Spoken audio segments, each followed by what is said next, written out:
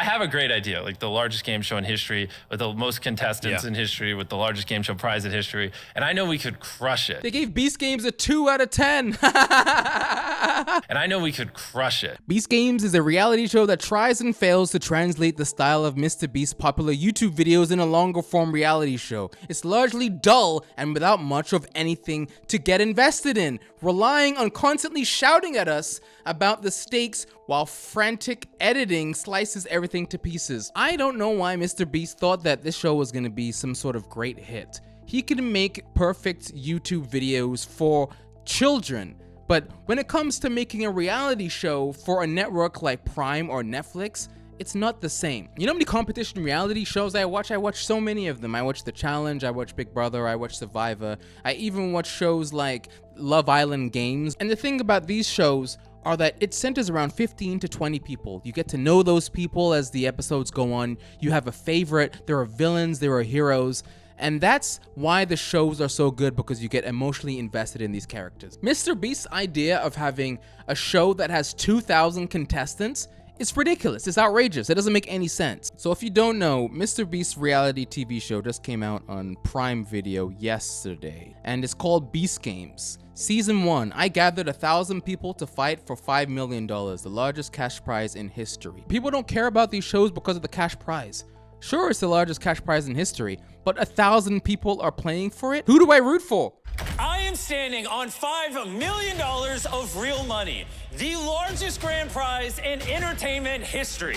And competing for this $5 million are these 1,000 contestants. Come on in. Look at this still image. There are so many people here. This isn't how you do a reality show, and that's why there were so many problems on set, because how do you really manage this many people? They haven't done it before. The production company probably had no idea what they were getting themselves into, and that's why people were getting injured, people were complaining, and people were suing Amazon. Mr. Beast may be big on YouTube, but his Prime Video show, Beast Games, is a bust. The way that he introed the show is exactly how they described it. He's just yelling at people just like he does on his YouTube channel. But on YouTube, it's fine. That's how you game the algorithm on YouTube. You just yell in people's faces. If this subscriber can beat Ronaldo in a 1v1. You have to capture the attention of the Gen Alphas. It seems eerily similar to when Donaldson recreated Netflix Squid Games for a 2021 video. Beast Games takes that concept and blows it up to a tremendous scale, tastelessly allowing us to see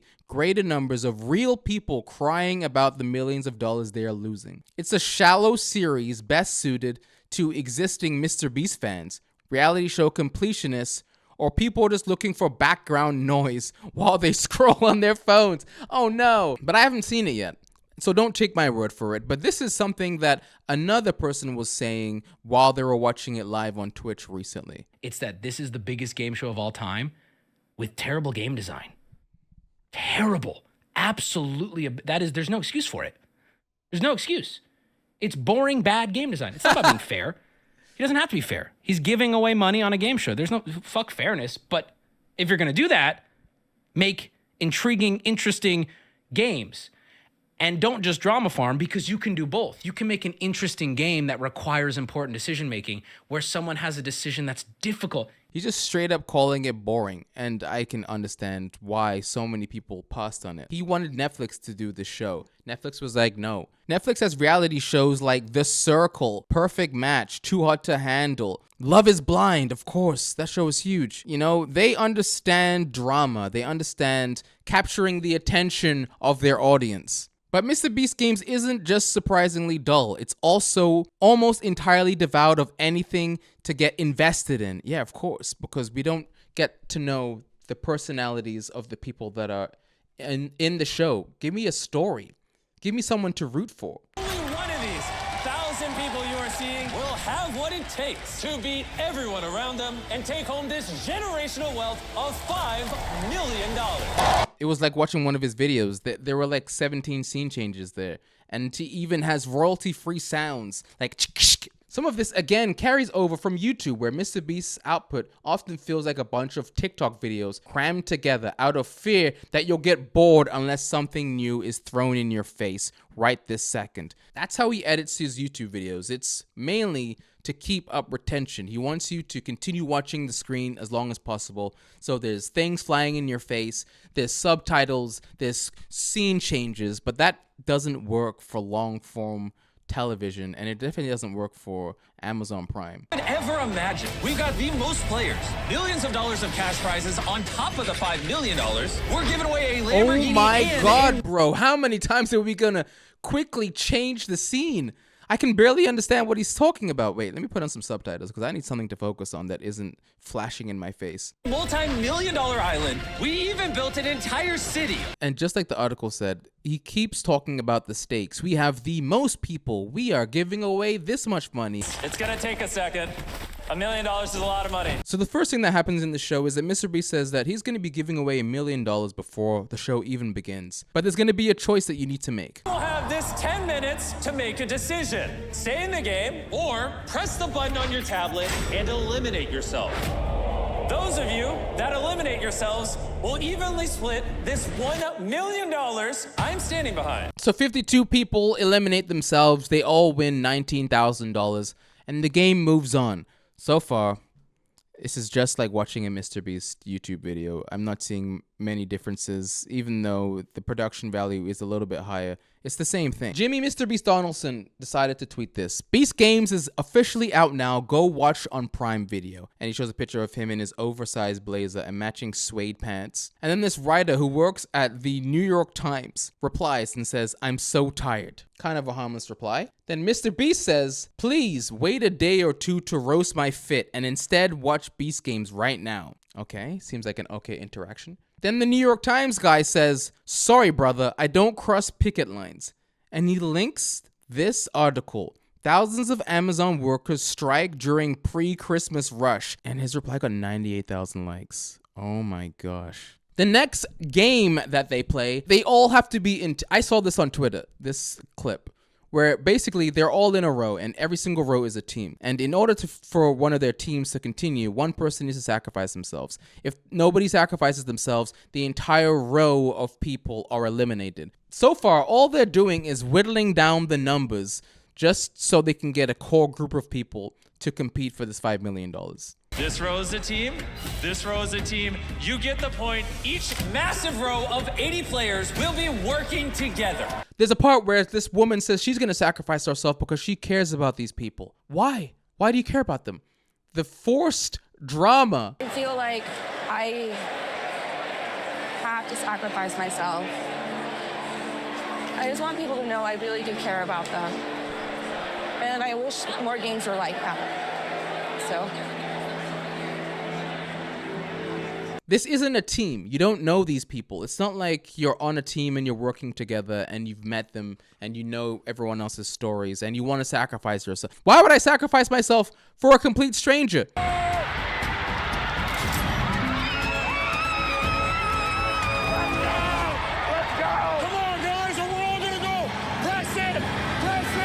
It's headache-inducing rather than anything close to harrowing or humorous. Yeah. There's a lot of noise happening in this show. So much noise that the subtitles just says yelling or talking over each other all the time.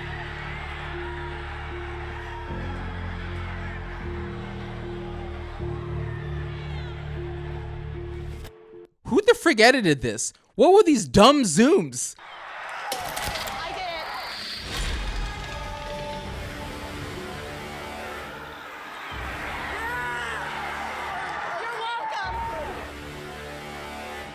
Are we supposed to care about this random person that just sacrificed herself? I don't think I'm going to watch this entire thing, but watch this sequence of how they eliminate these people. This is diabolical. Now, a lot of you are probably wondering, is it even possible to drop 80 people at the same time? And the answer is yes. Drop the row.